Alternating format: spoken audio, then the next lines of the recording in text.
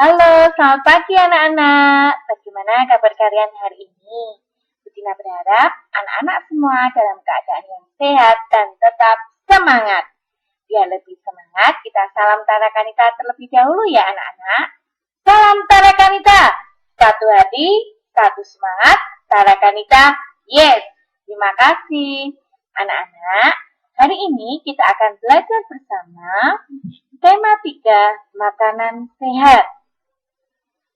Materi pokok yang akan kita pelajari pada pagi hari ini adalah interaksi manusia dengan lingkungan. Tujuan pembelajaran pada pagi hari ini, yang pertama, siswa dapat mengidentifikasi interaksi manusia dengan lingkungan. Yang kedua, siswa dapat menjelaskan pengaruh interaksi manusia dengan lingkungannya dalam bidang sosial, budaya, dan ekonomi. Anak-anak sudah siap ya untuk belajar? Kita mulai ya anak-anak. Interaksi manusia dengan lingkungan.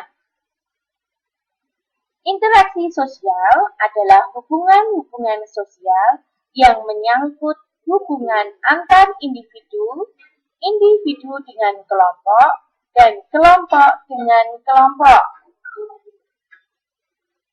Interaksi sosial amat dibutuhkan untuk kehidupan bersama, sebab individu tidak dapat hidup tanpa individu yang lain.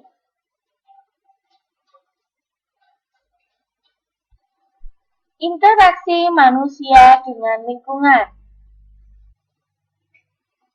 Interaksi dengan lingkungan hidup merupakan interaksi antara manusia dengan lingkungan yang terbentuk secara alami.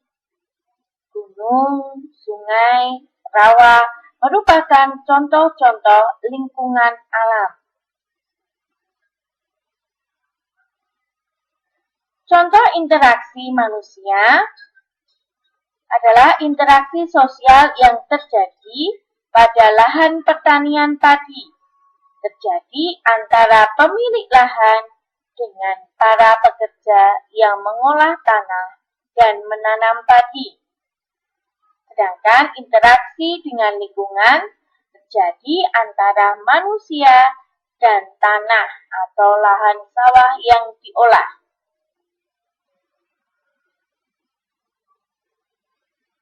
Sekarang kita akan mencoba menentukan jenis interaksi yang terjadi. Di sini ada 3 contoh anak-anak. Yang pertama adalah interaksi menangkap ikan di laut. Nah, dalam interaksi menangkap ikan di laut ini, ada 2 interaksi yang terjadi. Interaksi lingkungan hidup dan interaksi sosial. Interaksi lingkungan hidup yang terjadi adalah nelayan dengan laut, karena nelayan mengambil ikan yang ada di laut. Selain itu, nelayan juga memanfaatkan angin untuk berlayar. Sedangkan interaksi sosial yang terjadi adalah antara nelayan dan nelayan, serta para pedagang ikan. Nelayan bersama-sama menangkap ikan dan menjualnya kepada para pedagang ikan di pasar ikan. Contoh yang kedua, bekerja bakti membangun jalan kampung. Interaksi lingkungan hidupnya, interaksi antara manusia dengan tanah yang digunakan untuk membangun jalan. Sedangkan interaksi sosialnya, interaksi antar warga masyarakat yang ikut bergotong royong membangun jalan. Contoh yang ketiga, kegiatan menyiram tanaman di rumah. Interaksi lingkungan hidup yang terjadi adalah interaksi antara manusia dengan tumbuhan dan juga air. Sedangkan interaksi sosial yang terjadi adalah interaksi antara anggota keluarga. Nah, ini contoh-contoh jenis interaksi yang terjadi anak-anak. Dan masih banyak lagi contoh-contoh yang ada di sekitar kita. Sekarang, interaksi manusia dengan lingkungan alam. Interaksi manusia dengan lingkungan alam terbentuk secara alami. Manusia membutuhkan lingkungan alam untuk memenuhi kebutuhan hidupnya. Interaksi manusia dengan lingkungan alam adalah hubungan timbal balik antara manusia dengan lingkungan alamnya. Artinya, lingkungan alam memengaruhi kehidupan manusia dan sebaliknya, manusia pun juga dapat memengaruhi lingkungan alamnya. Lingkungan alam yang memengaruhi aktivitas manusia. Lingkungan alam memengaruhi kehidupan manusia. Pengaruh tersebut dapat dilihat dari keberagaman cara hidup dan aktivitas masyarakat sehari-hari. Keberagaman tersebut menunjukkan adanya penyesuaian diri manusia terhadap lingkungannya.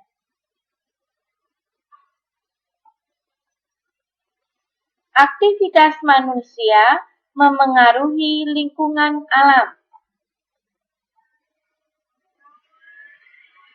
Manusia memanfaatkan lingkungan alam untuk memenuhi kebutuhan hidupnya yang meliputi kebutuhan sandang, pangan, dan papan. Untuk memenuhi kebutuhan-kebutuhan tersebut, manusia melakukan aktivitas pembangunan yang mengubah bentuk lingkungan alam.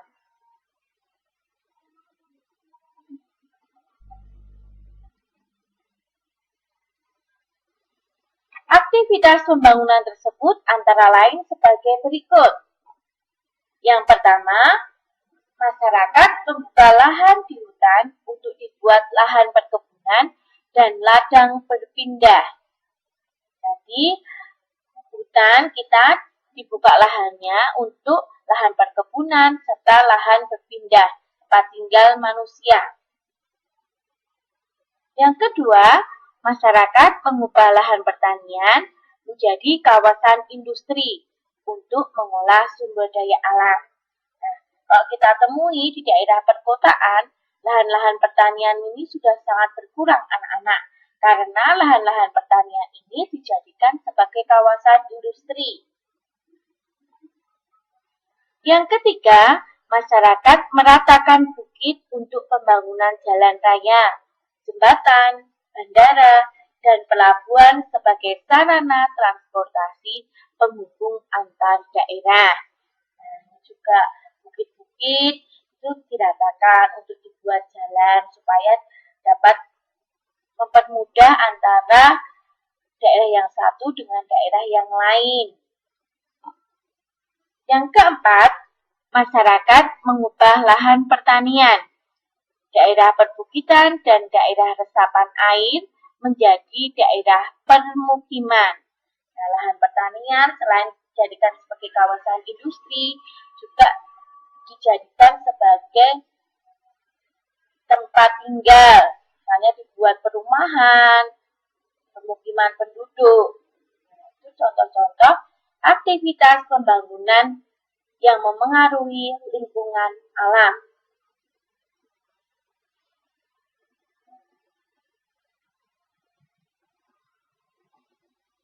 Aktivitas pembangunan dilakukan untuk memudahkan kehidupan masyarakat. Oleh karena itu, aktivitas pembangunan yang dilakukan masyarakat harus memerhatikan kelestarian lingkungannya. Aktivitas pembangunan yang tidak ramah lingkungan dapat menyebabkan kerusakan lingkungan. Akibatnya, dapat terjadi bencana seperti banjir, tanah longsor, dan kebakaran hutan.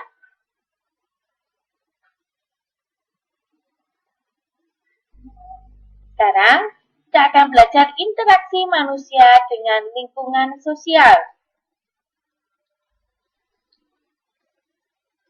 Sebagai makhluk sosial, setiap manusia membutuhkan untuk berinteraksi sosial dengan manusia lain.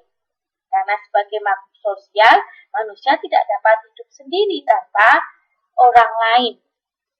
Interaksi sosial adalah hubungan-hubungan sosial yang menyangkut hubungan antar individu, individu dengan kelompok, dan kelompok dengan kelompok. Interaksi sosial ini berlangsung di dalam lingkungan sosial. Perhatikan contoh interaksi sosial berikut ini. Nah, anak-anak bisa cermati. Gambar yang pertama ini adalah interaksi sosial antar individu. Di sini terjadi antara seorang ibu dengan anaknya. Sekarang gambar yang kedua, ini adalah contoh interaksi individu dan kelompok, di mana seorang guru berinteraksi dengan murid-muridnya dalam kelas. Gambar yang ketiga, interaksi kelompok dan kelompok. Nah, ini merupakan contoh interaksi kelompok dan kelompok. Di sini ada dua tim sepak bola ya anak-anak. Nah, ini terjadilah interaksi antara kelompok dengan kelompok.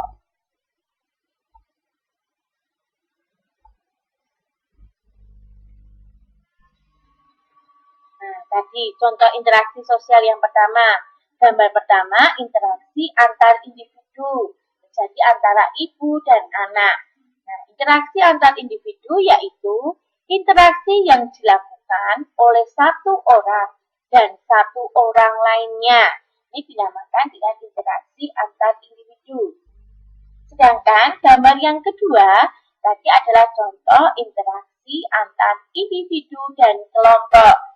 Jadi contohnya adalah seorang guru dengan murid-muridnya dalam satu kelas. Nah, interaksi antar individu dan kelompok yaitu interaksi yang dilakukan satu orang dan suatu kelompok. Gambar yang ketiga adalah contoh interaksi antar kelompok.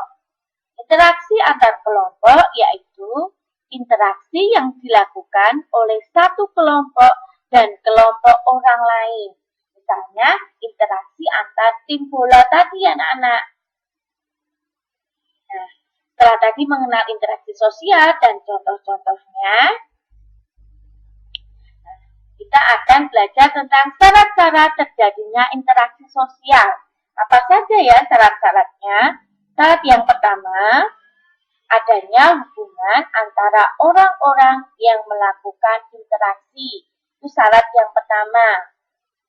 Syarat yang kedua, adanya komunikasi dua arah atau timbal balik. Komunikasi adalah proses penyampaian pesan berupa verbal maupun non-verbal yang dilakukan seseorang kepada orang lain. Komunikasi dapat dilakukan secara langsung, tatap muka secara langsung, maupun tidak langsung atau menggunakan media. Syarat yang ketiga, interaksi sosial dilakukan untuk memenuhi kebutuhan dan mencapai tujuan bersama. Nah, ini adalah 3 syarat terjadinya interaksi sosial. Contoh interaksi sosial. Nah, gambar pertama kalian lihat. Di sini ada anak yang saling bercanda. Mereka ngobrol bersama, berbicara, bercanda. Nah, ini adalah contoh interaksi sosial yang terjadi secara langsung. Karena mereka bertemu langsung, berbicara langsung. Nah, ini merupakan contoh interaksi sosial secara langsung. Contoh yang kedua, ini adalah contoh interaksi sosial secara tidak langsung menggunakan media. Media yang digunakan di sini adalah telepon. Nah, ini contoh interaksi sosial yang dilakukan secara tidak langsung. Paham ya anak-anak perbedaannya secara langsung dan tidak langsung?